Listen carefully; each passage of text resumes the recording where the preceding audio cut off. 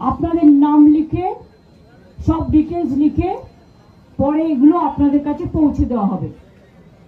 যাদের ঘর বাড়ি ভেঙে গেছে আমরা তাদের বাংলার বাড়ি করে দেবো, যার ঘর বাড়ি নেই।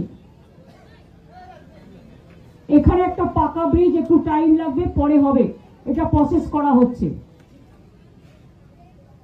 দুই হচ্ছে খয়ের কাটা জায়গা আমায় বলল যে ওদের একটা প্রাইমারি স্কুল আছে কিন্তু ওরা ফরেস্টের ভেতর দিয়ে যেতে পারে না ভয়ে, সেই জন্য ওদের একটা সেকেন্ডারি স্কুল করে দিলে ভালো হয়।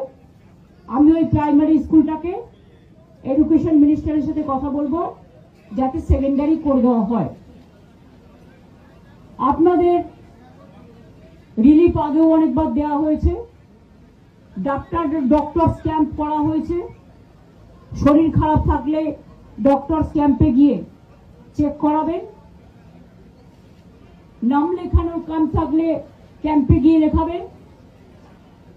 রিলিফের কাজ চলছে, কিচেন চলছে। যতক্ষণ আপনারা এখানে থাকবেন, বাড়ি যেতে না পারবেন, বাড়ি থাকার মতো উপযুক্ত না হবে, ততদিন পর্যন্ত এই ক্যাম্প চলবে।